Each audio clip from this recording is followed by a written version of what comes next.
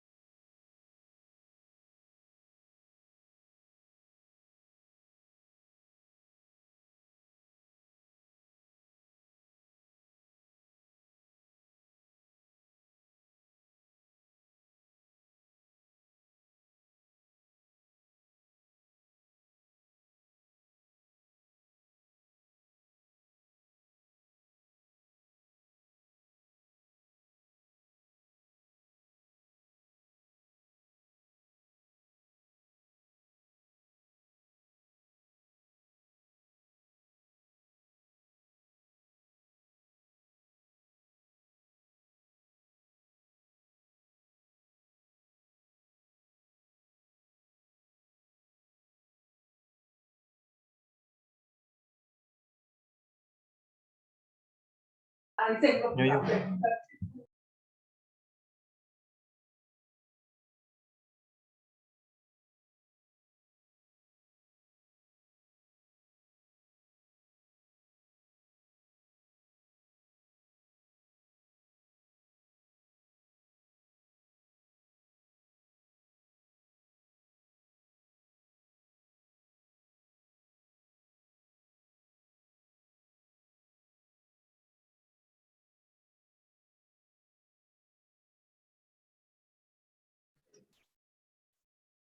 Halo, halo.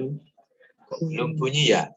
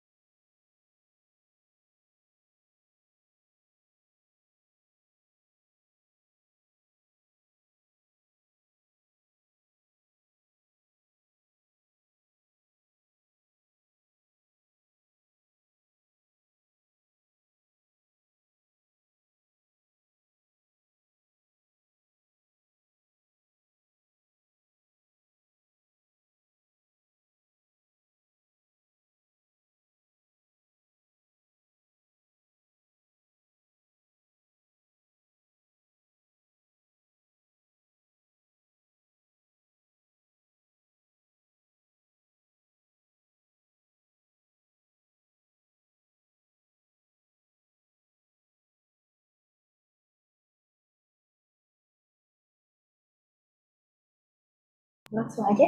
Buka opening dulu. Opening dulu. Selamat pagi rekan-rekan. Tadi udah di tes suaranya. Suara dari kami terdengar jelas. Apakah suara dari kami sudah terdengar jelas rekan-rekan? Oh iya. Ya, jelas. Kalau agak tersengal-sengal. Jelas. Untuk kegiatan hari ini, karena ada kegiatan bersamaan di ruang virtual ini, kami mohon bantuan rekan-rekan untuk video selalu dinyalakan dan untuk suara selalu di mute karena akses kami untuk mute itu terbatas, harus satu persatu, tidak bisa langsung otomatis.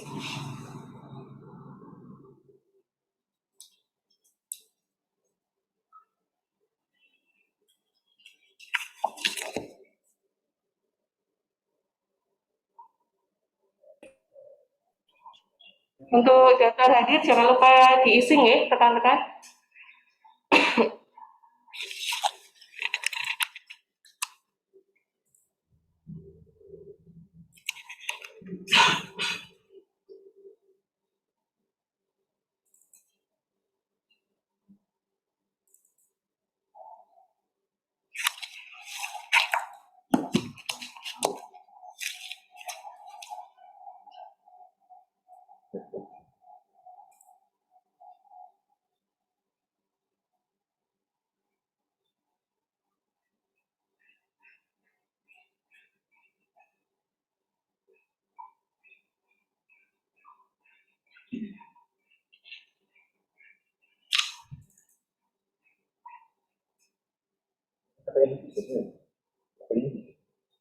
paparan proses tidak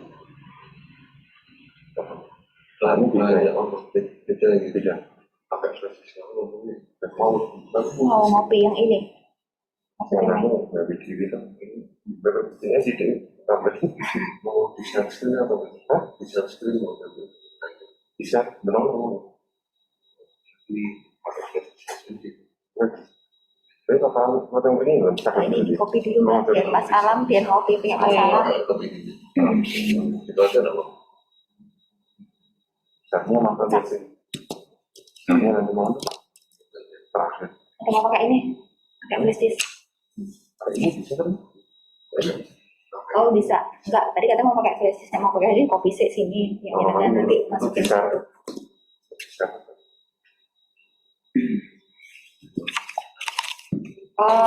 Mohon maaf rekan-rekan atas keterlambatan pelaksanaan kegiatan hari ini. Seharusnya kita mulai pukul 9, ini sudah 9.13. Untuk menyingkat waktu, kita mulai pelaksanaan bimbingan teknis virtual pengelolaan keuangan daerah tahun 2022.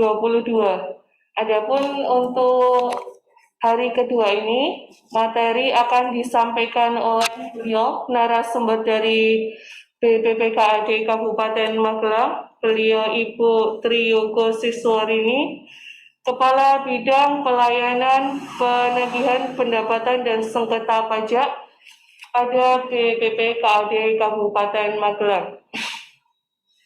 Adapun materi yang akan disampaikan hari ini adalah materi pendapatan daerah.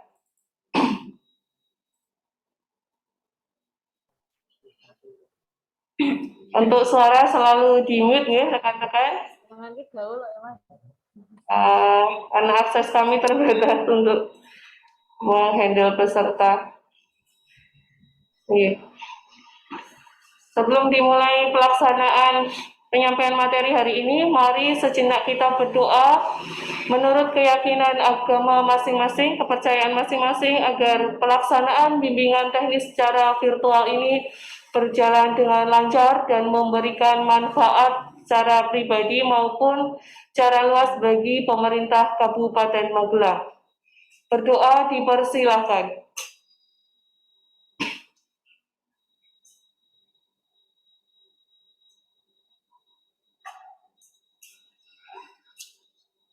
Berdoa selesai.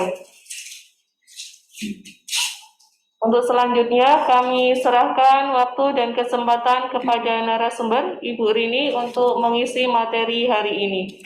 Kepada beliau waktu kami haturkan. Monggo. Oke. Assalamualaikum warahmatullahi wabarakatuh. Baiklah, pada kesempatan kali ini kebetulan kami dari BPPKAD ini kami akan memberikan materi BIMTEK terkait pendapatan daerah. Jadi terkait dengan pendapatan daerah ini untuk mulai tahun-tahun ya pasca COVID ya, kalau misalnya disampaikan bahwa sekarang memang untuk optimalisasi pendapatan asli daerah ini memang sangat digaungkan dan sangat di concern sekali oleh baik itu KPK, BPK dan semuanya. Jadi mungkin di sini kalau kami lihat dari seluruh peserta ada beberapa yang memang merupakan SKPD penghasil nih. Ada beberapa yang merupakan SKPD penghasil, kemudian ada juga yang dari kecamatan nih, walaupun bukan SKPD penghasil ataupun SKPD penghasil tapi nilainya mungkin tidak terlalu signifikan atau tidak terlalu besar, akan tetapi salah satu bentuk optimalisasi pendapatan asli daerah ini salah satunya kita bisa melakukan dengan bentuk sosialisasi, BIMTEK dan sebagainya. Nah, ini salah satu sudah difasilitasi oleh BKPPD. Saya ucapkan terima kasih kepada BKPPD hampir sama, BKPPD yang sudah memfasilitasi sehingga kita bisa berkumpul bersama ya untuk melaksanakan BIMTEK. Ini sudah hari kedua ya Mbak ya, sudah hari kedua. Mungkin yang kemarin ada anggaran, yang sekarang dari bidang pendapatan. Harapan kami walaupun dari panjenengan itu mungkin tidak bersentuhan secara langsung ya dengan pendapatan, ada yang mungkin yang bukan merupakan SKPD penghasil yang tadi kami sampaikan, tapi paling tidak setidaknya panjenengan memahami nanti apa yang bisa dioptimalkan di daerah panjenengan, karena di sini kita lihat ada di kecamatan, ada wilayah-wilayah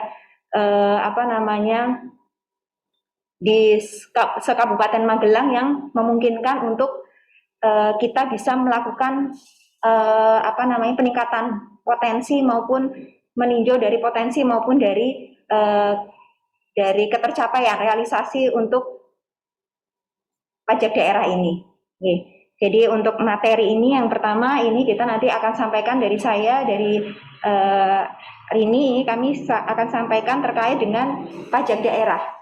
Kemudian nanti akan dilanjutkan dengan Mas Alam, ini akan menyampaikan terkait dengan retribusi dan Undang-Undang HKPD yang sebagaimana panjenengan perso ini, undang-undang ini baru di-launchingkan atau baru diundangkan baru tanggal Januari kemarin tahun 2022, yaitu Undang-Undang Nomor 1 Tahun 2022 tentang hubungan keuangan antara pemerintah pusat dan pemerintah daerah.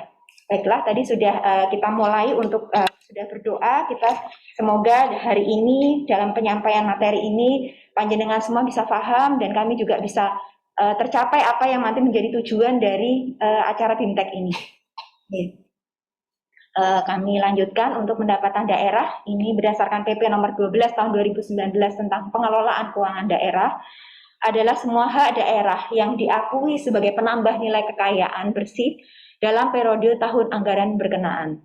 Jadi semua hak daerah ini yang menambah nilai kekayaan, berarti yang ada penerimaan, ada uangnya, ada nilai uangnya, itu bisa disebut sebagai pendapatan daerah. Jadi pendapatan daerah ini kalau dilihat dari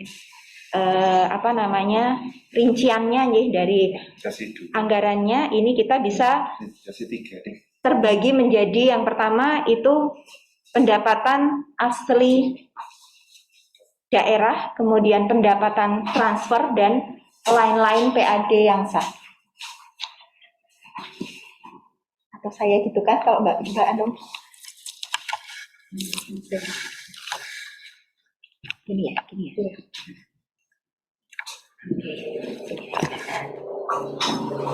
ya sambil dari kita bicara dulu dari Kita bicara dulu. Tak mau, Mbak?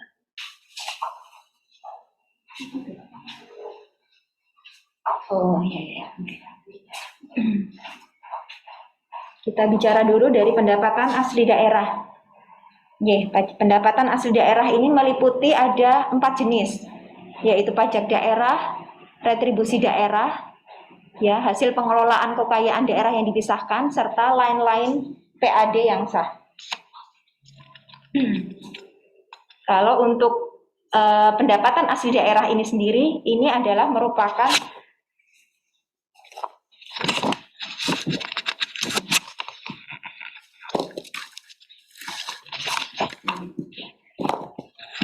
bentar ya Bapak Ibu sekalian.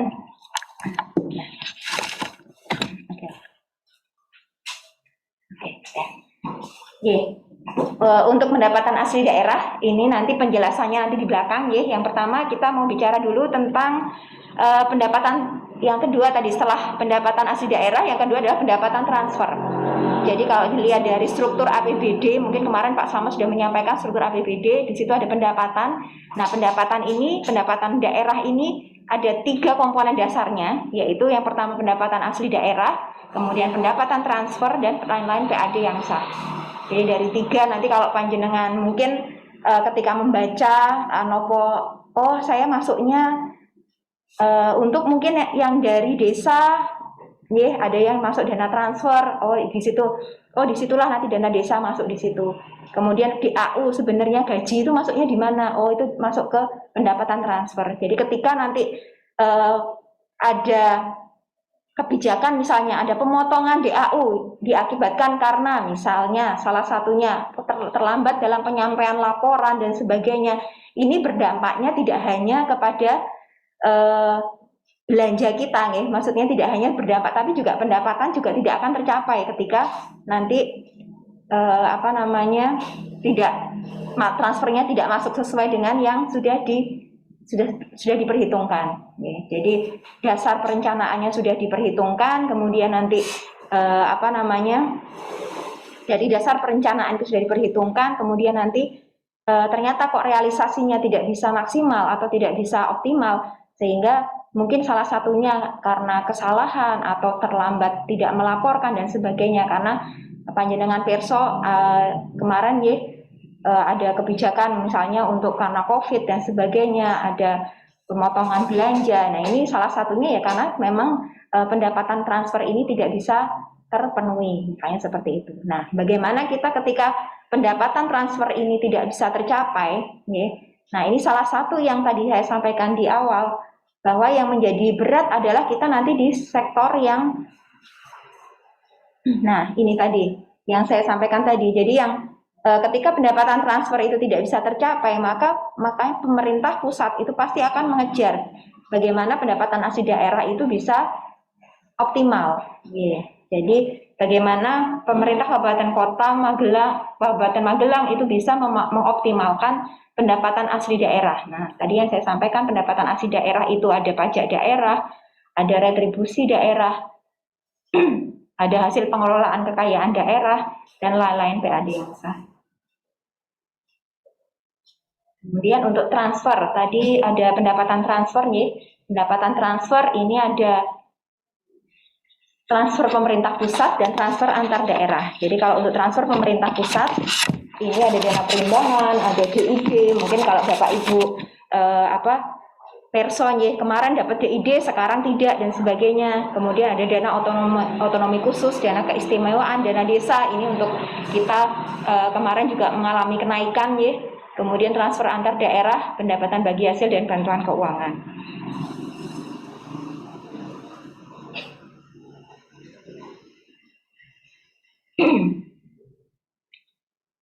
Kemudian dari dana transfer pemerintah pusat itu salah satunya adalah dana perimbangan. Tadi disampaikan dana transfer umumnya salah satunya adalah dana perimbangan. Ini dana perimbangan ini bisa dana bagi hasil pajak, ini PPBP 3, PPH pasal 29 ini yang pusat, PPH pasal 25, PPH pasal 21, cukai hasil tembakau, kemudian ada DBH dari sumber daya alam dan DAU.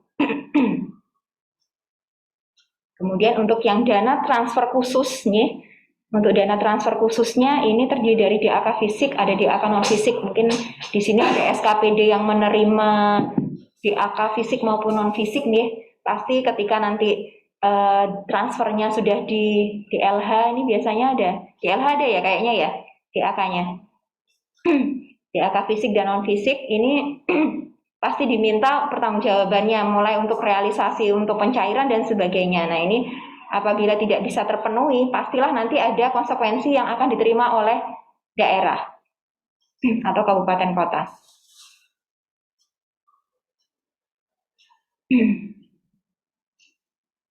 Kemudian dari DBH sumber daya alam, tadi contohnya ada DBH yang pajak, kemudian ada DBH yang sumber daya alam. Ini DBH sumber daya alam ini ada DBH dari kehutanan, kemudian pertambangan mineral dan batu bara, kemudian DBH penerimaan negara dari SDA pertambangan minyak bumi, ya. Kemudian DBH dari penerimaan negara dari SDA pertambangan gas bumi, kemudian ada DBH penerimaan SDA panas bumi dan SDA terkait dengan perikanan. Jadi kalau yang untuk panas bumi dulu pernah kalau tidak salah dari Bapeda itu juga sudah menyampaikan dulu pernah ada panas bumi yang di di daerah mana mas itu yang Secang emang bukan Candi Umbul ya daerah sana nggih. Nah itu ada yang terkait panas bumi tapi ternyata juga belum bisa terrealisasi karena perhitungan DBH ini kan juga pusat yang menghitungkan ada kriteria-kriteria tertentu yang harus terpenuhi. Kemudian terkait dengan DID, tadi ada dana insentif daerah. Salah satunya dana transfer pusat ini adalah dana insentif daerah.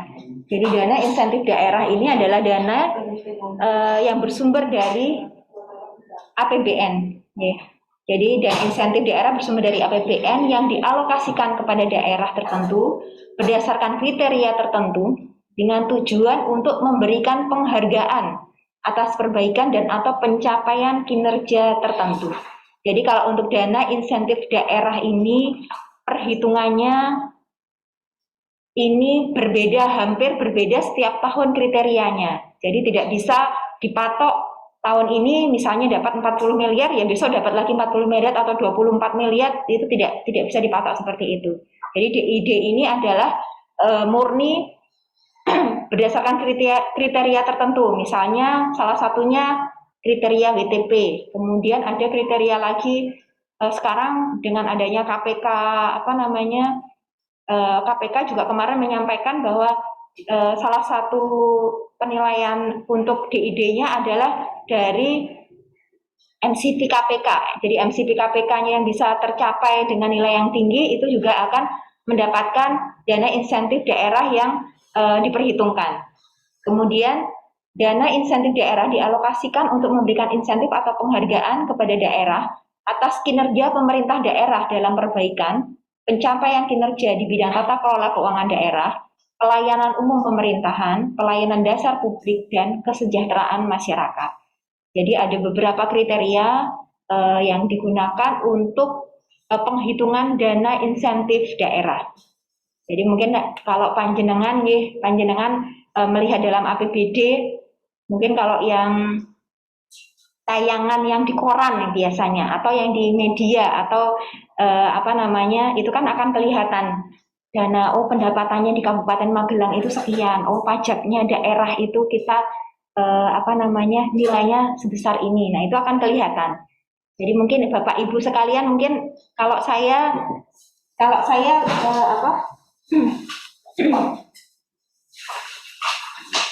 kalau saya lumayan senang ya, maksudnya senang melihat kalau misalnya ada dari koran itu ada laporan atau APBD dari kabupaten kota lain ya Bapak Ibu, mungkin panjenengan suka melihat melihat membaca ya, itu suka ada kelihatan di situ. Oh, sebenarnya kemampuan pendapatan asli daerah di kabupaten kota A itu bagaimana. Nah, itu akan kelihatan dari pendapatan asli daerahnya. Kalau yang transfer ini kan memang dana dari pusat ya, dengan beberapa kriteria tertentu yang diberikan. Jadi Itu untuk yang dana insentif daerah.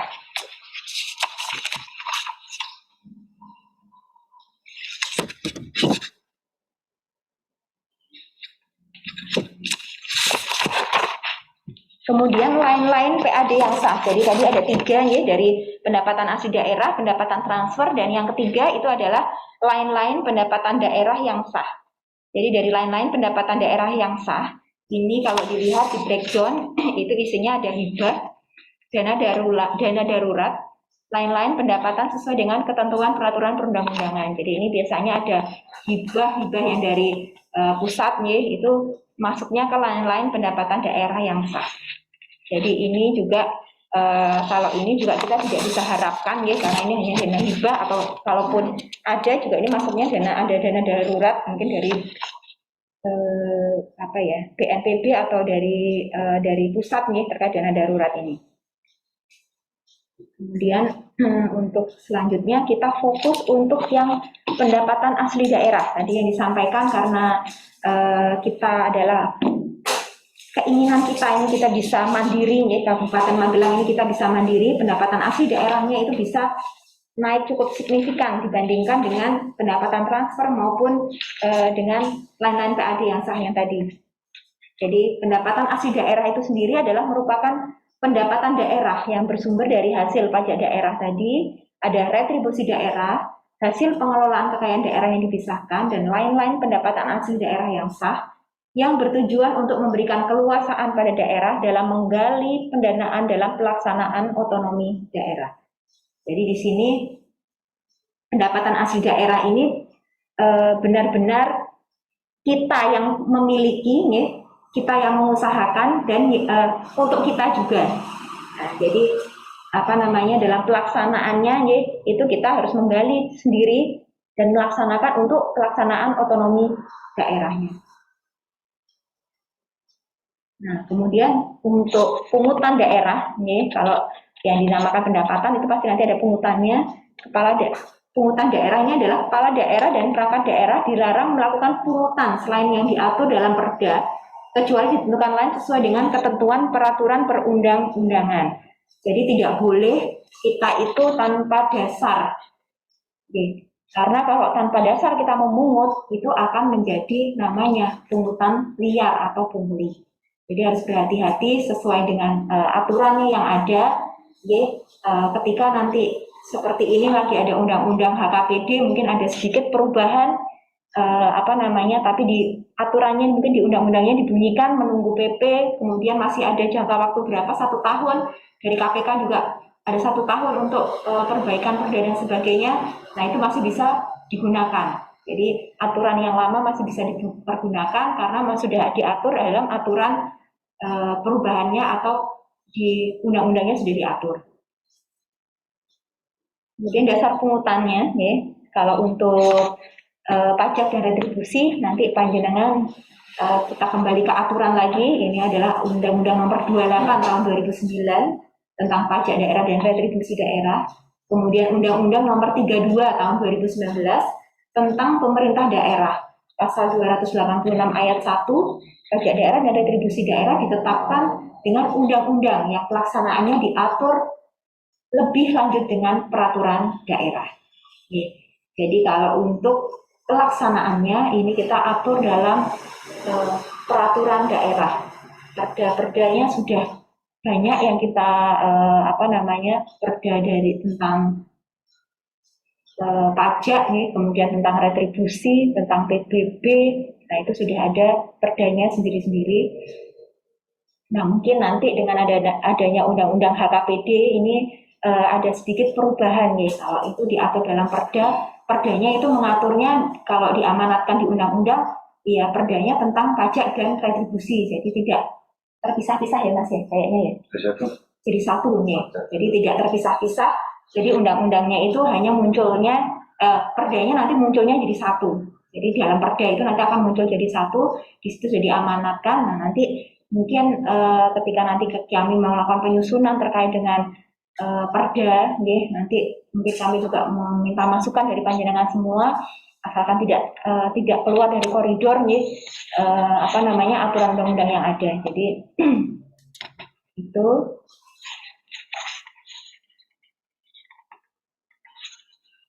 Nah, kemudian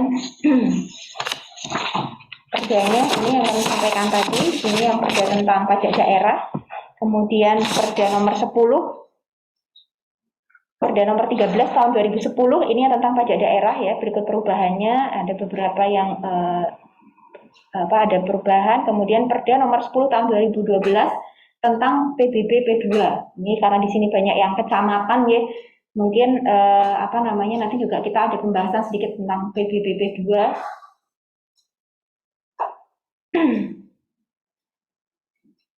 Ini penyusunannya kalau untuk yang retribusi daerah, ini nanti mungkin secara detail Mas Alam ya nanti yang menyampaikan.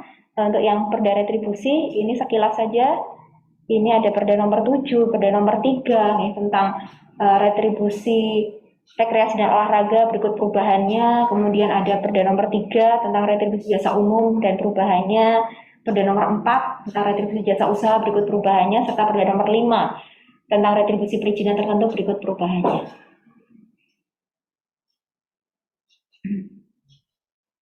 Nah, kemudian terkait tadi kami sampaikan untuk pajak daerah. Di sini pajak daerah itu adalah merupakan kontribusi wajib kepada daerah yang terhutang oleh orang pribadi atau badan yang bersifat memaksa berdasarkan undang-undang dengan tidak mendapatkan imbalan secara langsung dan digunakan untuk keperluan daerah bagi sebesar-besarnya kemakmuran rakyat. Jadi di sini sifatnya ini adalah memaksa. Jadi memang kontribusi wajib. Kemudian tidak mendapatkan imbalan secara langsung. Jadi kalau pajak, contohnya nanti kami sampaikan, mungkin ada panjenengan di daerah panjenengan ada pajak, ada hotel di situ mungkin. Ada hotel di situ, ada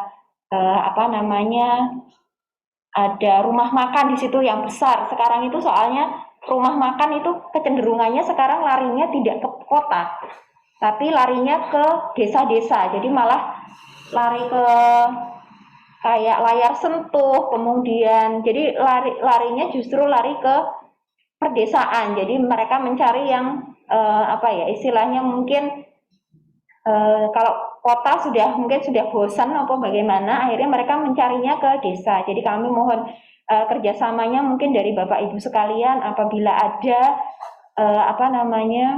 apabila ada daerah panjenengan yang memang belum pajaknya kok belum dipungut nanti bisa menginformasikan kepada kami dari tim kami. Sebenarnya tim kami itu juga sudah keliling tapi mungkin masih ada yang belum tersentuh. Kalau yang wilayah-wilayahnya itu wilayah-wilayahnya terlalu mungkin masuk ke dalam dan sebagainya. Jadi mungkin karena lebih enak kalau kita itu bisa saling sharing Bapak Ibu sekalian yang mengikuti BIMTEK ini bisa saling sharing, mungkin menyampaikan ke kami, bisa disampaikan ke BPKAD, bisa disampaikan ke pelayanan di tempat kami, mungkin panjenengan sekalian menyerahkan SPJ atau apa, mampir silahkan monggo ke pelayanan, nanti kami siapkan satu belangko atau bisa WA atau mengirim by WA boleh, nanti langsung ke aduan bisa kirim Bu ini bisa minta didata wilayah ini tidak ada potensi misalnya restoran, hotel atau dan sebagainya yang belum dipungut pajaknya. Nah, ini kami siap untuk langsung turun ke lapangan. Jadi lebih enak kalau sudah familiar intinya mereka sudah tahu kalau itu ramai dan sebagainya, daripada kami harus satu-satu keliling. Itu kan memang itu tugas kami, tapi lebih mempermudah saja. Kalau banyak mata, banyak tangan, banyak kaki kan lebih mudah dalam melakukan optimalisasi pendapatan asli daerah, salah satunya dari pajak daerah. Jadi kalau kontribusi pajak ini wajib bagi orang pribadi atau badan yang sifatnya memaksa. Jadi tidak perlu pemerintah Kabupaten Magelang itu menyediakan fasilitas dan sebagainya tidak sama dengan retribusi, tapi harus berdasarkan undang-undang kita bisa memaksa mereka untuk melakukan pembayaran. Ini, jadi kontribusi wajib kepada daerah ini berupa uang, jadi bukan barang. Jadi bukan kontribusinya bukan berupa barang ya, tidak boleh malah kalau berupa barang. Ya, jadi pembayarannya juga harus melalui menggunakan uang. Kemudian Fikus mendapat wewenang dari undang-undang untuk memaksa BP mematuhi kewajiban perpajakannya. Ya, ini kemudian berdasarkan undang-undang segala sesuatu yang dibebankan kepada masyarakat harus diatur dengan undang-undang. Pemungutannya harus berdasarkan undang-undang serta peraturan pelaksanaan di bawahnya itu juga harus mengikat. Jadi ini sudah ada dasarnya, tadi saya sampaikan di muka, tanpa imbalan secara langsung dari daerah. Ini mendapatkan pelayanan yang sama dari pemerintah.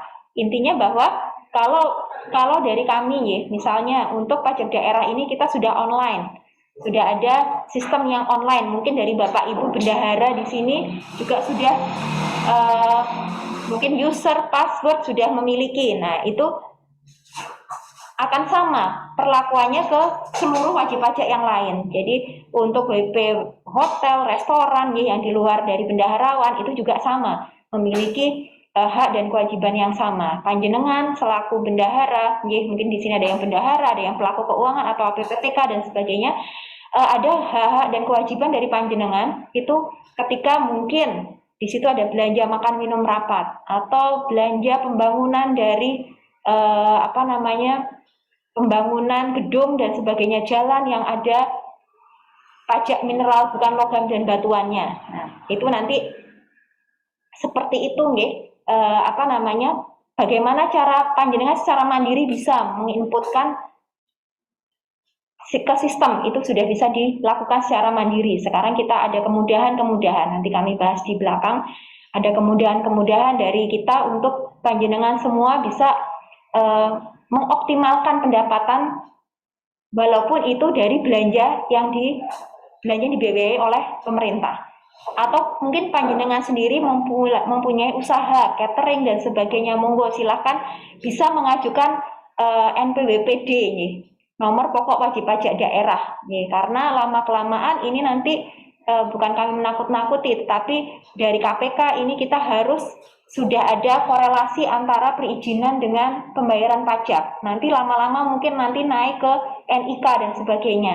Ketika panjenengan punya usaha, ada NIK-nya, kemudian NIK-nya ini sudah terkoneksi dengan DPM PTSP ketika panjenengan mau membuka usaha. Nah, ini akan kelihatan sudah ada di situ, sudah ada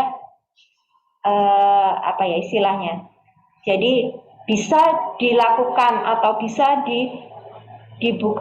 bisa dilayani oleh DPM PTSP apabila tidak memiliki tunggakan pajak. Itu sudah ada aturannya, perbuknya sudah ada kemarin sudah kita sampaikan, dan dari DPM PTSP juga sudah menginisiasi itu dan sudah ditandatangani oleh Bapak Bupati, dan itu sudah bisa dilaksanakan, sehingga panjenengan mungkin bisa menyampaikan ke masyarakat dan sebagainya. Mungkin yang dari kecamatan kami mohon bantuannya, karena sudah terkoneksi. Nanti lama kelamaan ini karena KPK menghimbau seperti itu jadi ada beberapa NCP KPK yang harus kita lakukan, diantaranya adalah salah satunya adalah itu.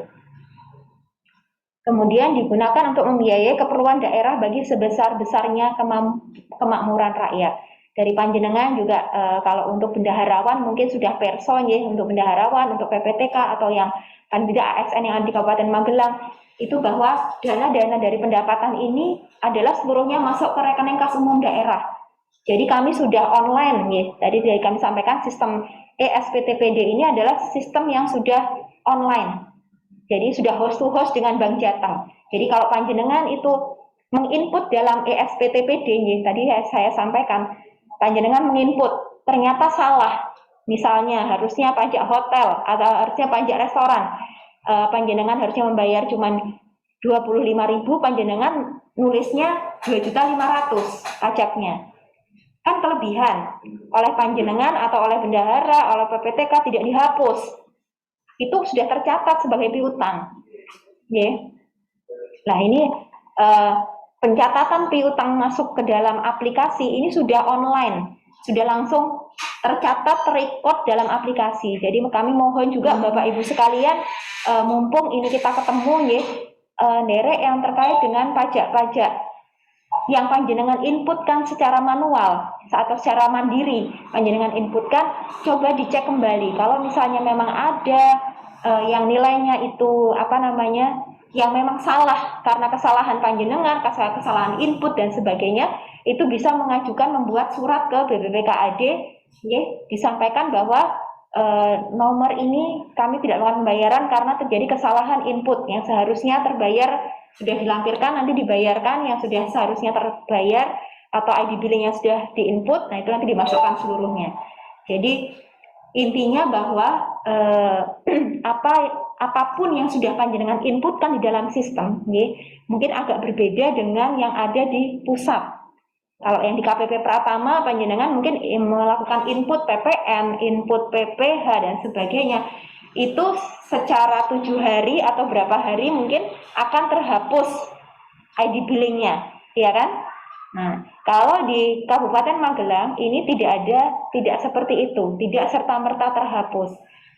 Karena di situ nanti mungkin di slide berikutnya akan kami jelaskan sedikit bahwa untuk penginputannya itu nanti harus diyakini benar, nanti diklik benar. Nah, itu sudah menyatakan bahwa apa yang panjenengan sampaikan atau panjenengan laporkan itu adalah merupakan sudah betul sesuai dengan aturan. Jadi harus berhati-hati ya Bapak Ibu sekalian.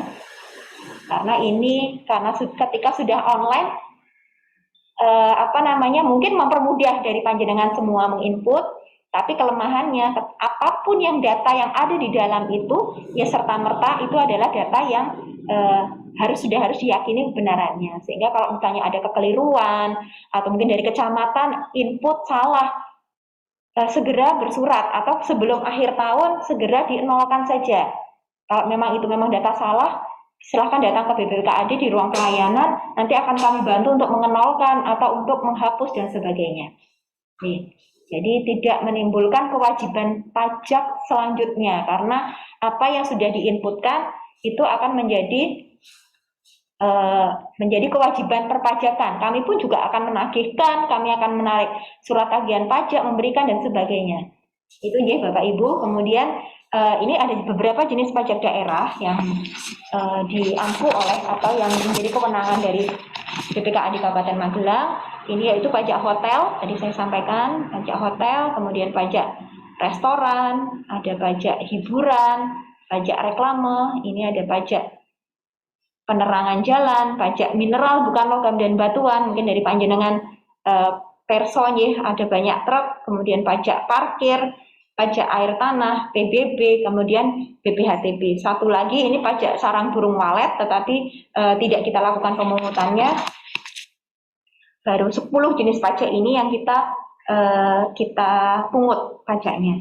Kemudian dari 10 jenis pajak ini ya, terkait dengan Undang-Undang HKPD ya, Undang-Undang Nomor 1 Tahun 2022, ini ada sedikit perubahan. Jadi ada pajak yang disebut sekarang istilahnya bukan menjadi, nanti namanya akan berubah ya, bukan pajak hotel, bukan pajak restoran, tapi nanti pajak barang dan jasa tertentu. Jadi barang jasa tertentu ini nanti terdiri dari pajak hotel, pajak restoran, pajak hiburan, pajak penerangan jalan, kalau besok namanya pajak tenaga listrik ya. Kemudian pajak parkir. Nah, ini ada 1, 2, 3, 4, 5. Ada 5 jenis pajak yang nanti akan berubah namanya menjadi pajak barang dan jasa tertentu. Ini nanti kita sambil menunggu perda ya Bapak Ibu, PP-nya juga belum. Tapi intinya hampir sama, pemungutannya hampir sama, hanya nanti mungkin pengaturannya untuk yang pajak barang dan jasa tertentu ini ada maksimalnya. Kalau kemarin mungkin pajak parkir, ya pajak parkir itu berapa persen? Pajak parkir itu 30%. Nah, kalau yang sekarang itu nanti di undang-undang yang baru ini maksimalnya 10%, hanya maksimal 10% ya, kalau dibunyikan di situ. Kemudian untuk pajak hiburan itu yang bisa diatur tersendiri. Jadi kalau yang hiburan itu mungkin panjenengan suka spa ya, mungkin ibu-ibu di sini ada yang suka spa, kemudian bapak-bapaknya suka fitness, olahraga. Nah, itu kita ada pajak hiburan di situ. Kemudian ini satu-satu kami jelaskan ya sedikit saja karena ini waktunya sampai jam 12 ya Bapak Ibu. Yang retribusi nanti Mas Alam saja yang akan menyampaikan. Biar fokus kita ke pajak dulu saja ya Bapak Ibu. Ini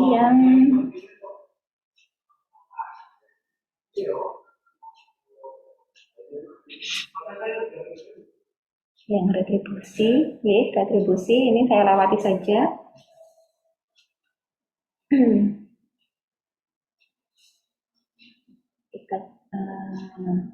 Nah, tadi ada pajak nih, ada yang pajak, kemudian ada retribusi tadi, kemudian ada hasil pengelolaan kekayaan daerah dipisahkan. Sebenarnya tadi kalau untuk rincian dari pendapatan asli daerah ini kan ada 4 nih. Itu dari pajak tadi saya sampaikan, retribusi nanti Mas Alam mungkin akan detailnya sekalian. Kemudian yang ketiga itu hasil pengelolaan kekayaan daerah yang dipisahkan.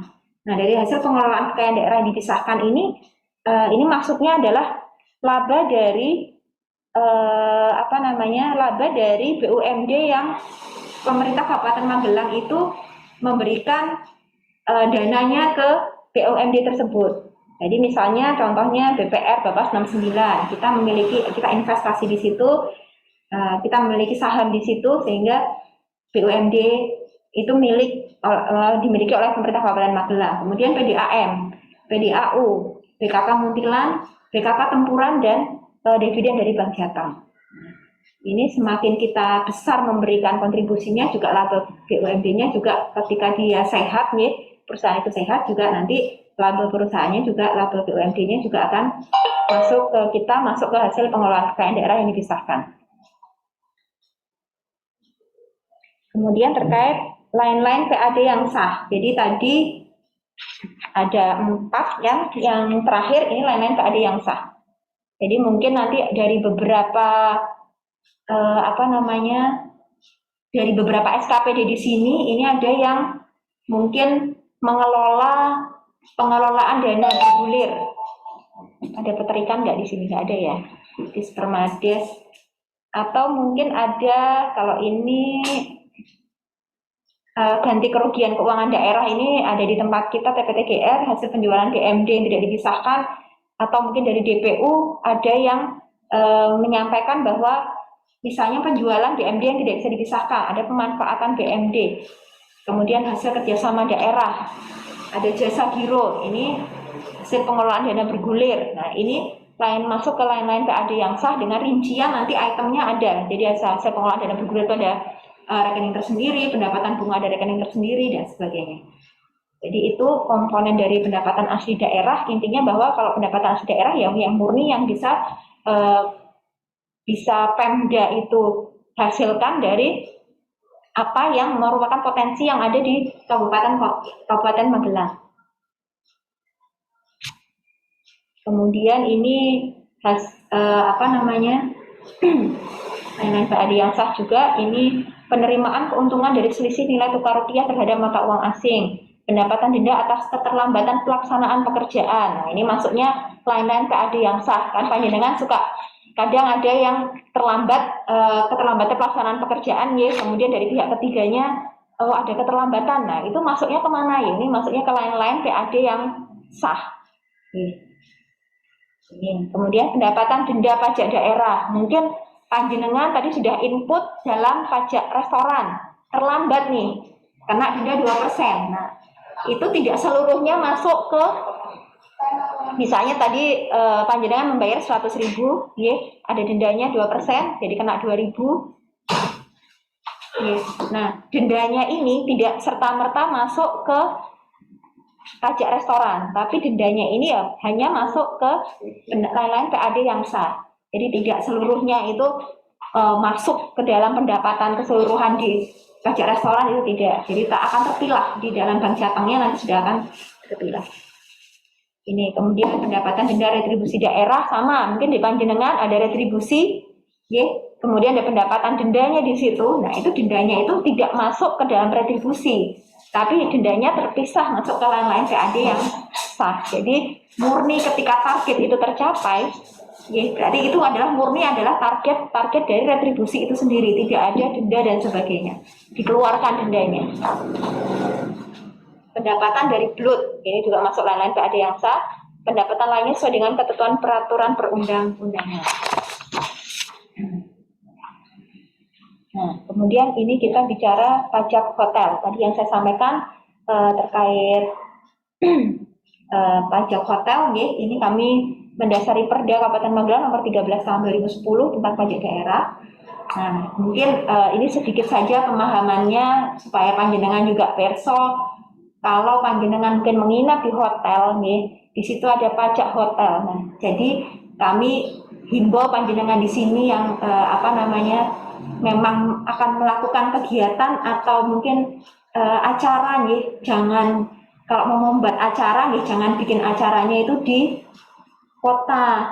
Ya, buatlah acaranya di kabupaten. Kalau misalnya memang mau ada acara pertemuan atau mungkin ada tamu yang datang, silahkan. Panjenengan sampaikan saja, menginaplah di tempat di hotel-hotel atau makanlah di tempat restoran di wilayah Kabupaten Magelang. Kami bukan apa-apa, karena kalau uangnya itu masuk ke Pemda, ya, itu juga untuk semuanya kan nanti direncak juga untuk belanja panjenengan semua. Ada di situ nanti yang akan digunakan untuk belanja mungkin untuk pembangunan, untuk COVID dan sebagainya. Jadi tidak kemudian pajak itu nanti larinya ke BPKAD, kemudian digunakan oleh BPKAD sendiri, mboten. Nanti akan seluruh dari APBD, mungkin kemarin Pak Slamet sudah menyampaikan, seluruh APBD itu nanti akan direncak masuk ke belanja. Ya, hanya keperuntukannya belanjanya ini akan digunakan untuk apa? Mungkin ada nanti untuk bantuan keuangan, untuk untuk ke desa dan sebagainya. Nah, itu nanti akan terpilah di situ. Nah, jadi nanti kami mohon untuk setelah nanti kami sampaikan di sini terkait pajak-pajak yang menjadi pengelolaan di Kabupaten Magelang, panjenengan juga bisa lebih cermat dalam melakukan mungkin makan misalnya mungkin dahar daripada di kota, sama-sama ada di wilayah Kabupaten Magelang, yang sudah makannya di Kabupaten Magelang aja, ya. Jadi itu paling tidak juga perekonomiannya, simpul perekonomian di Kabupaten Magelang juga akan semakin meningkat. Ini saya contohkan begini karena dulu pernah ada suatu acara nih, jadi di wilayah waktu itu saya di Sumatera, waktu itu di daerah Sumatera nih, itu jadi yang kabupaten kotanya waktu itu dia belum tercapai Bapak Ibu sekalian terkait dengan PAD-nya. Padahal itu sudah digunakan untuk belanja, sudah direncang untuk belanja. Nah, ketika tidak tercapai dia bagaimana caranya? Akhirnya mereka membuat acara yang skupnya itu nasional, ya. Dia bikin acara BIMTEK dan di situ Bapak waktu itu wali kota dan dari kementerian datang, dari wali kota datang. Nah, itu supaya paling tidak dalam waktu 3 hari, ya, itu seluruh peserta itu menginap di satu hotel di situ, wilayahnya ya di wilayah kabupaten tersebut. Jadi hanya untuk supaya meningkat PAD-nya sampai sebegitunya. Jadi makanya kami dorong di sini panjenengan semua, ya, untuk bisa memanfaatkan fasilitas yang ada di wilayah Kabupaten Magelang. Jadi ini untuk hotel itu pengenaan pajaknya berapa? 10% kalau untuk pajak hotel.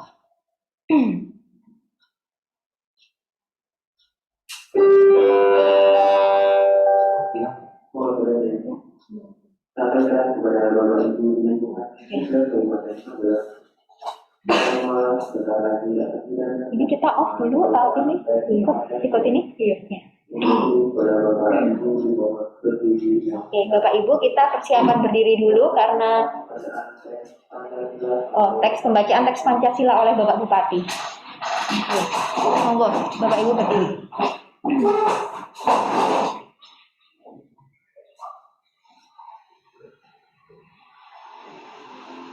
Pancasila. 1. Ketuhanan yang Maha Esa. 2.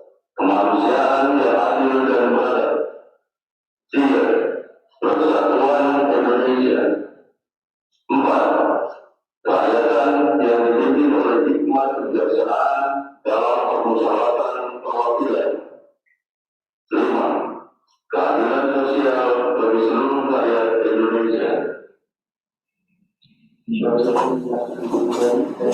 Silahkan duduk kembali Bapak Ibu. Ini jadi kami lanjutkan lagi ya terkait dari pajak hotel. Ini subjek pajak hotel itu adalah orang pribadi atau badan yang melakukan pembayaran kepada orang pribadi atau badan yang mengusahakan hotel. Jadi Bapak Ibu tidak perlu khawatir ya. Bukan misalnya panjenengan saya juga mau pengen buat usaha hotel.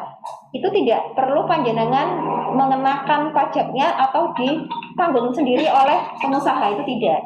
Tapi pajaknya itu ditanggung oleh yang menikmati atau yang membayarkan pajak ke hotel.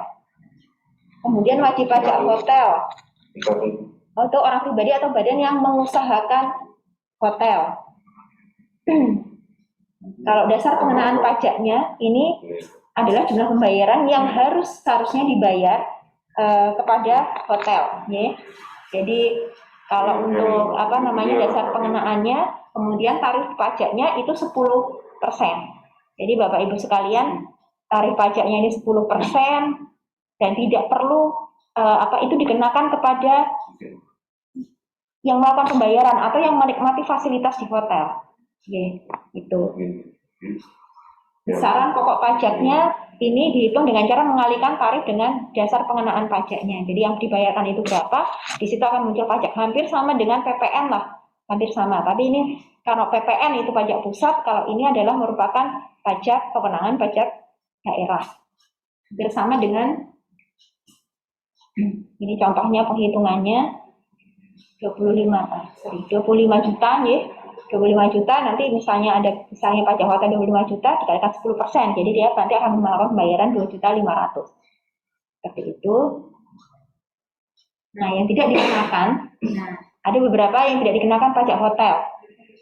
Ini adalah jasa tempat tinggal asrama yang diselenggarakan oleh pemerintah atau pemerintah daerah. Jadi mungkin ada yang mengusahakan jasa tempat tinggal asrama misalnya. Nah, ini tidak dikenakan pajak hotel. Kemudian jasa sewa apartemen, kondominium dan sejenisnya, ini juga tidak dikenakan pajak hotel. Kemudian jasa tempat tinggal di pusat pendidikan atau kegiatan keagamaan, ini juga tidak dikenakan pajak hotel. Jasa tempat tinggal di rumah sakit, kemudian asrama perawat, panti jompo, panti asuhan, panti sosial sejenisnya, jasa biro perjalanan wisata yang diselenggarakan oleh hotel yang dapat dimanfaatkan oleh umum, ini juga tidak dikenakan, bukan merupakan pajak hotel. Lanjut, ini yang Bapak Ibu sering mendengar, ini yang pajak restoran atau yang panjenengan. Kriteria pajak restoran di sini adalah pajak, saya perda. Ini adalah pajak yang pelayanannya disediakan oleh restoran. Jadi kalau namanya restoran, pajaknya restoran itu tidak hanya yang dimaksud di sini adalah kriteria restoran yang panjenengan mungkin lihatnya besar dan sebagainya, tidak. Jadi di sini kriteria restoran adalah fasilitas penyedia makanan dan atau minuman dengan dipungut bayaran yang mencakup juga rumah makan, kafetaria, kantin, warung, bar dan sejenisnya, termasuk juga jasa boga dan catering. Jadi di sini bendaharawan itu juga bisa membantu pemungutan dari jasa boga atau catering yang ketika panjenengan mungkin melakukan belanja makan minum rapat, itu panjenengan melakukan input, kemudian nanti dipilihnya juga dibayarkan ke bank Jateng.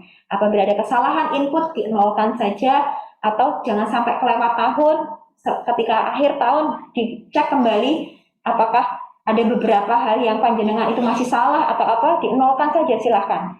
Kalau tidak, nanti begitu sudah akhir tanggal 31 Desember kami closing data, itu nanti data akan masuk sebagai piutang.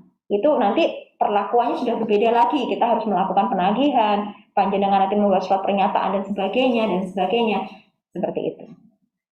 Karena penghapusannya piutang tidak mudah tidak serta-merta karena sudah masuk dalam laporan keuangan pemerintah daerah. Nah, ini contohnya pajak restoran. Di sini ada kupat tahu, kemudian ada warung yang besar, ada warung yang kecil dan sebagainya. Ini apa namanya, terkait dengan pajak restoran ini kami juga sudah ada inovasi terkait dengan pemasangan alat perekam data nih, atau tapping box ini yang memonitoring alat perekam yang memonitoring data transaksi harian maupun bulanan dari masing-masing restoran atau wajib pajak. Jadi ketika mereka terpasang alat perekam ini, semua aktivitasnya itu sudah akan terekam di dalam alat, ya. Dan kemudian oleh ini KPK, kalau ini sudah, kalau alat perekam ini tapping box ini sudah dengan KPK, ya. Karena KPK juga ikut mengecek, melakukan monitoring atas alat perekam tersebut. Jadi alat perekam yang inovasi dari ini adalah kerjasama dengan Bank Jateng, ya. Kemudian kerjasama dengan Bank Jateng, dan Bank Jateng ini ada biaya yang harus dikeluarkan oleh Bank Jateng setiap bulan untuk alat perekam ini. Dan alat perekam ini sudah dimonitoring oleh KPK. Jadi mungkin kalau panjenengan kemarin mendengar sedikit terkait ada bakso Balungan, kemudian bakso Pak Granat nih. Nah, itu sebenarnya kita sudah melakukan beberapa tindakan persuasif, tindakan sebelum kita mengikuti aturan, kita sudah pendekatan dulu ke wajib pajaknya, kita sudah dan KPK, kita sudah bersama-sama dengan KPK duduk bersama dengan wajib pajak, kita mendatangi baksonya itu juga kita datangi, tapi memang dari wajib pajaknya keberatan, ya, sehingga kami juga harus dari KPK juga kita dorong untuk melakukan tindakan yang memang sesuai dengan aturan perbuknya seperti apa, dan itu yang harus kita lakukan. Jadi mungkin kalau panjenengan mendengar, bukan kita dari Pemda, dari Magelang itu tidak serta-merta kita langsung tindakan langsung seperti itu tidak. Kita sudah melalui beberapa tahapan mulai dari mediasi dan sebagainya, namun tidak bisa diambil tidak bisa diambil jalan tengahnya, ya, karena yang bersangkutan memang tidak mau melakukan pembayaran pajak. Jadi itu.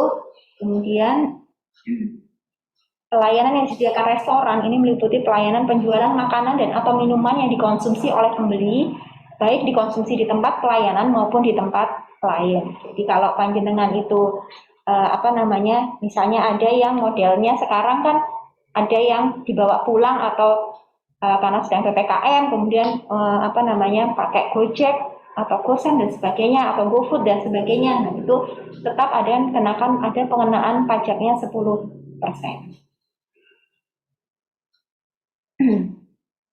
Sama, ini untuk dasar pengenaannya adalah jumlah pembayaran yang diterima atau yang seharusnya diterima oleh restoran. Kemudian tarifnya sama 10%, besaran pokok pajak restorannya ini adalah dihitung dengan cara mengalihkan tarif dikalikan dengan dasar pengenaan pajaknya.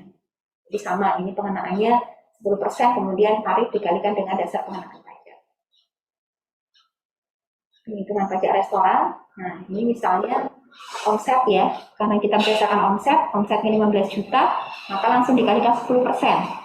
Jadi akan ketemu angka 1.500.000.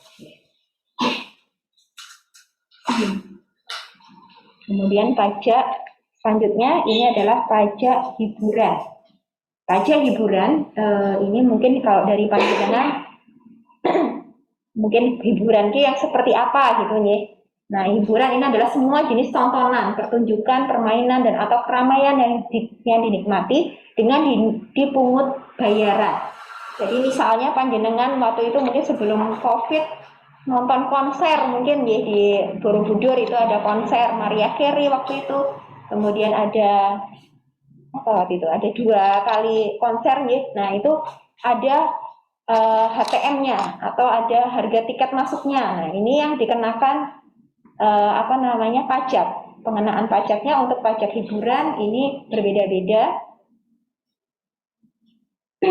Ada yang tontonan film, mungkin panjenengan nonton di Platinum. Nah, silahkan panjenengan misalnya pengen Platinum itu juga taat membayar pajak ya. Mungkin panjenengan tidak mengira kalau pembayaran pajaknya sampai berapa sih Bu? Sekitar berapa 5 juta, oh lebih pembayaran pajaknya Platinum itu. Ya. Makanya kalau kami menyarankan melakukan aktivitas, silahkan melakukan aktivitas perekonomian yang ada di wilayah Kabupaten Magelang. Ya. Itu. Jadi misalnya mulai dari menonton film, makan, ya mungkin ada saudara yang mau menginap, silahkan diinapkan di wilayah Kabupaten Magelang karena akses ke kota pun dekat, kita juga mudah ya. Di Borobudur juga sekarang sudah ramai sekali. Nah, monggo Bapak Ibu sekalian. Kemudian ini salah satunya meliputi tontonan film, pagelaran kesenian musik yang tadi saya sampaikan, kontes kecantikan, kemudian ada pameran, diskotik, karaoke, klub malam, ya.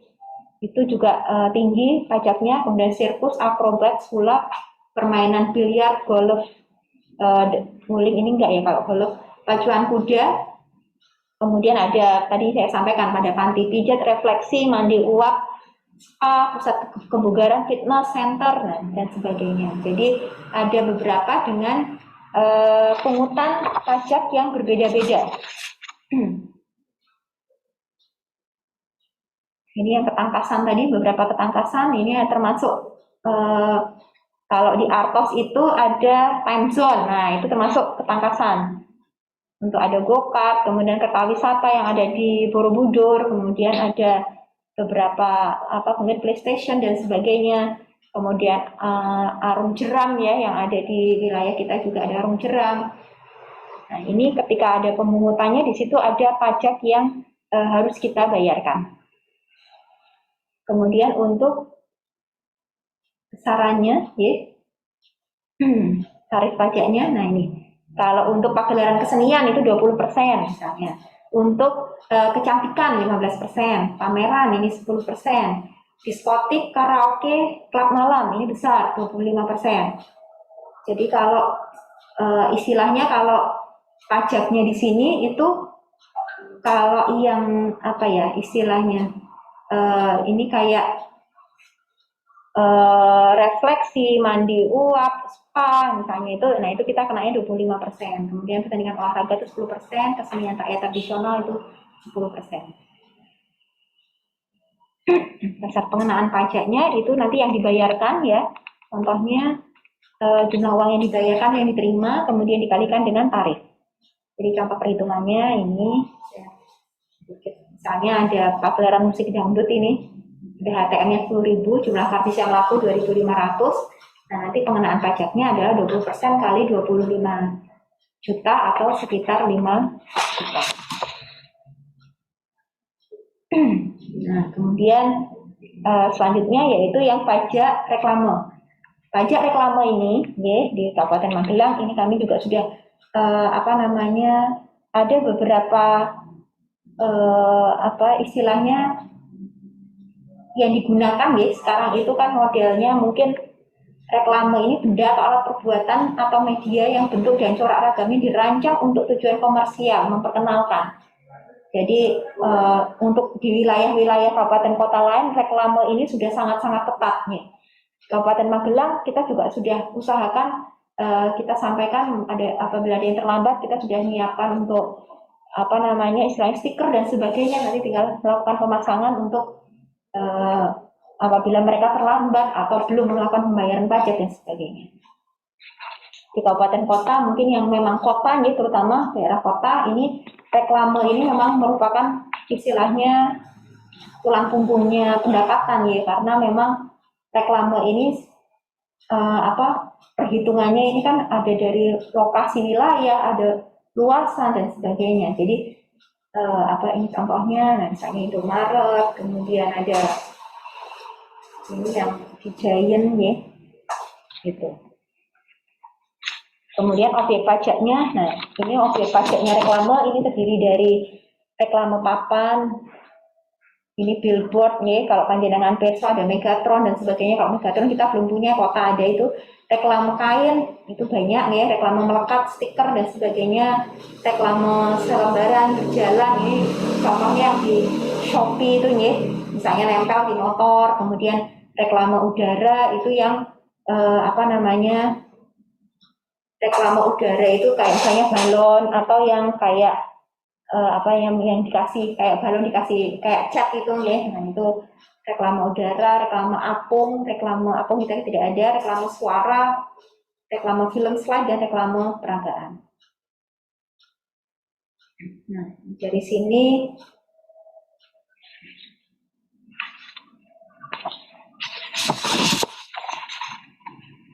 ini penyelenggaraan, ya, ini yang tidak dikenakan. Selanjutnya yang reklame yang tidak dikenakan pajak. Ada beberapa jenis reklame ini yang tidak dikenakan pajak, yaitu yang melalui penyelenggaraan reklame melalui internet, televisi, radio, warta harian, warta mingguan, warta bulanan dan sejenisnya. Jadi ini tidak dikenakan pajak daerah. Nih, label merek produk yang melekat pada barang yang diperdagangkan. Jadi kalau misalnya dia hanya bagian dari label atau produk itu tidak merupakan, itu bukan merupakan reklame, objek pajak reklame. Kemudian nama pengenal usaha atau profesi yang dipasang melekat itu juga tidak. Reklame diselenggarakan oleh pemerintah atau pemerintah daerah itu juga dibebaskan dari pengenaan pajak. Sedangkan untuk tarifnya ini kita 25% untuk tarif reklamenya, sedangkan penghitungannya ini akan ada faktor-faktor yang mempengaruhi besaran ketetapan pajak reklame. Ini ada tarif yang tadi saya sampaikan, lokasi pasangnya di mana, jenis reklamenya apa, kemudian jumlah ada berapa, luasnya berapa, ukuran reklamenya, waktu pasang dan bahan yang digunakan. Jadi mulai dia menggunakan lampu atau tidak, kemudian karena kalau menggunakan lampu pasti akan terlihat terus dari mulai pagi siang itu akan kelihatan terus. Nah, itu akan mempengaruhi dari jumlah pajaknya. Contohnya ini misalnya perusahaan REIT memasang reklame jenisnya billboard ukuran 5x6 ada di Mertoyudan. Nah ini pengenaannya berarti masuk ke kawasan pertama, kawasan 1 untuk prasarana harganya 370.000 per meter. Ini langsung dikalikan luasannya, kemudian dikalikan tarifnya, jadi ketemu 5.550.000 misalnya seperti itu. Kemudian pajak penerangan jalan. Ini kalau yang sekarang yang dalam Undang-Undang HKPD ini adalah namanya pajak tenaga listrik ya Kak ya? Ya kayaknya tenaga listrik kayaknya. Jadi kalau sebenarnya kalau pajak penerangan jalan itu kalau kita melihatnya judulnya pajak penerangan jalan, orang mesti mengiranya itu adalah penerangan jalan yang dipajaki, yang seperti itu. Padahal di sini tidak. Makanya kami sedikit menyampaikan objek pajak penerangan jalan itu adalah penggunaan tenaga listrik, baik yang dihasilkan sendiri maupun yang diperoleh dari sumber lain. Penggunaan listrik yang tidak kena pajak, ini penggunaan listrik yang oleh instansi pemerintah dan pemerintah daerah pada tempat-tempat yang digunakan oleh kedutaan, dihasilkan sendiri dengan kapasitas tertentu yang tidak memerlukan izin dari instansi terkait dan di tempat peribadatan. Mungkin kalau panjenengan perso mungkin kalau yang di tempat peribadatan kenapa lebih murah karena tidak ada pajaknya.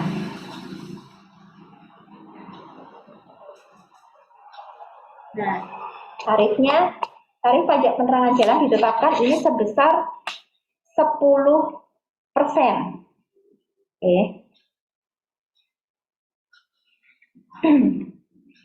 Untuk yang minyak dari sumber lain oleh industri pertambangan ini dikenakan 3%, dan untuk yang dihasilkan sendiri ini 1,5%.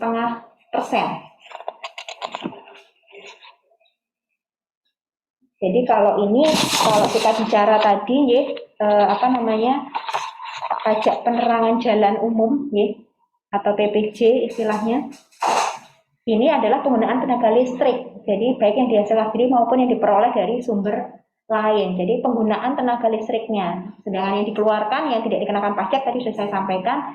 Jadi kita pun juga nanti akan mungkin pengguna rumah tangga dan sebagainya itu juga ada pajaknya. Nah ini pajak inilah yang nanti merupakan kewenangan dari pemerintah Kabupaten Magelang, nanti akan dari pajak ini nanti akan disetorkan masuk ke rekening kas umum daerah.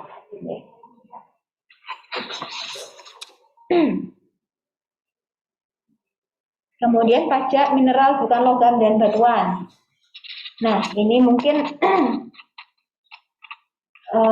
apa namanya, pajak MPLB ini mungkin kalau panjenengan perso nggih, untuk saat ini memang mungkin panjenengan kalau mirsani itu karena kita sistem pemungutannya di wilayah Kabupaten Magelang itu kita ada dua nih pemungutan. Yang pertama itu kepada yang berizin.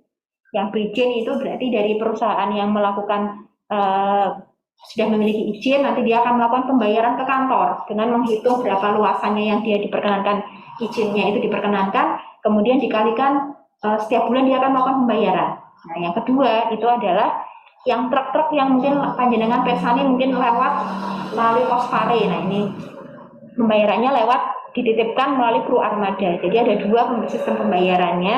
Jadi apa namanya, yang bisa langsung dari yang berizin itu melakukan pembayaran ke Kabupaten Magelang, atau yang kedua mereka menitipkan kepada kru armada. Ketika yang berizin ini melewati pos nih, pos pemungutan, kita berikan surat keterangan. Jadi tidak perlu khawatir, mungkin dari panjenengan ada yang mungkin menerimanya, mungkin dari panjenengan ada yang pihak ketiga membelinya kok bentuknya surat keterangan, itu sama, yang mengeluarkan adalah BPKA di Kabupaten Magelang. Jadi itu adalah bentuk supaya tidak terjadi double pembayaran di atas pajak mineral bukan logam dan batuan. Jadi ketika mereka sudah melakukan pembayaran di kantor, kita berikan surat keterangan.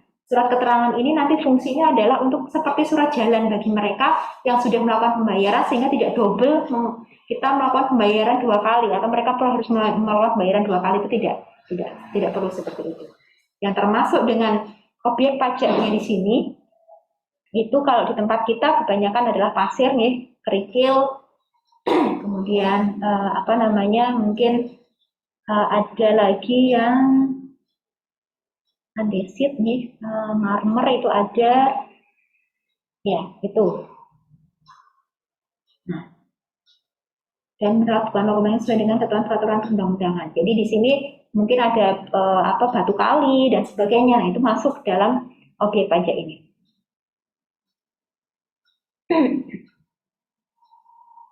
Nah, kemudian kegiatan ini ada yang dikecualikan dari pajak mineral bukan logam dan batuan, yaitu kegiatan pengambilan mineral yang nyata-nyata tidak dimanfaatkan secara komersial. Untuk kegiatan pengambilan tanah untuk keperluan rumah tangga, jadi hanya untuk keperluan rumah tangga saja, itu tidak perlu tidak dikenakan pajak MPLB. Kemudian kegiatan pengambilan mineral yang merupakan ikutan dari kegiatan pertambangan lainnya yang tidak dimanfaatkan secara komersial, itu juga sama. Tarifnya ini 25% ya Bapak Ibu sekalian. Terus penghitungannya adalah dengan perkalian volume pengambilan dengan nilai pasarnya. Ini ditetapkan dengan SK. Kalau untuk nilai pasar itu sekarang menggunakan SK gubernur ya, bukan SK bupati. Jadi ini mungkin sedikit kami sampaikan ada kenaikan pajak MPLB mungkin panjenengan tahun 2019 kemarin ya. Itu kalau panjenengan perso mungkin ada beberapa yang sampai ada mogok dan sebagainya. Nah, ini ada kenaikan pajak MPLB. Jadi awalnya itu adalah kenaikan pajak MPLB ini itu pertama adalah kita masih menggunakan dasarnya adalah SK bupati awalnya. Tapi karena kemudian ada aturan yang bahwa itu menjadi kewenangan gubernur, sehingga kita harus mengikuti SK gubernur. Jadi dari SK gubernur ini, itu kemudian akan muncul penghitungan pembayaran pajak dengan nilai dasar pengenaan yang baru dari gubernur. Sehingga mendasari hal tersebut, maka terjadilah kelonjakan kenaikan pajak MPLB di tahun 2019.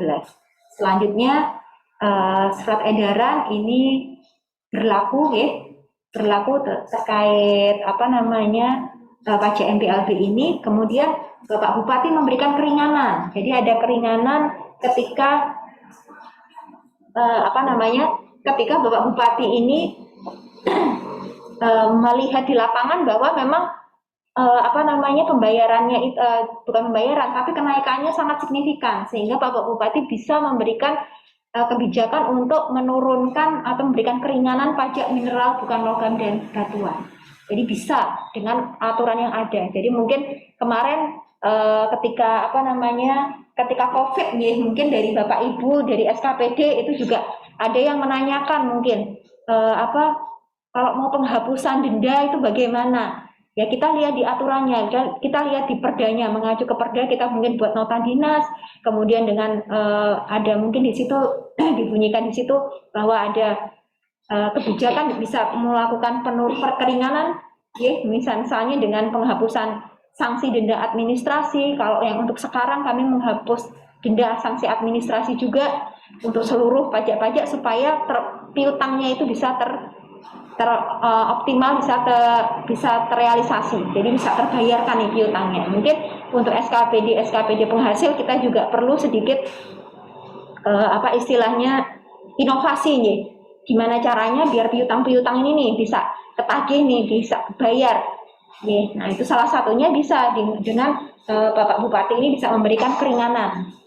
Bentuknya kita bisa nota dinas, mengenai kita mengikuti di aturan. Kalau memang harus ada pengajuan dari wajib pajak, ya silahkan kita fasilitasi untuk mereka mengajukan atau kondisi perekonomian yang memang sekarang masih belum stabil dengan adanya COVID ini, sehingga kita bisa melakukan bisa menggunakan kebijakan dari Bapak Bupati ini untuk pemberian keringanan. Intinya tidak memberatkan wajib pajak, tetapi kita juga apa yang menjadi kewajiban kita atau yang menjadi target kita juga bisa terpenuhi. Nah, ini ceritanya seperti itu untuk kenaikan pajak MPLB ya Bapak Ibu. Nah, ini kalau mungkin dari panjenengan ingin melihat penghitungan awalnya, jadi mungkin kalau saya bicara aja kalau diesel lah ya. Kalau sebelum keringanan Pak Bupati ini membayarnya itu 120.000 harusnya. Tapi ternyata sekarang dengan adanya keringanan Bapak Bupati ini hanya menjadi 50.000. Nah, ini juga berlaku bagi panjenengan ketika mungkin melakukan penghitungan pajak mineral bukan logam dan batuan, kira-kira piro sih ente. Nah, ini penghitungannya itu hampir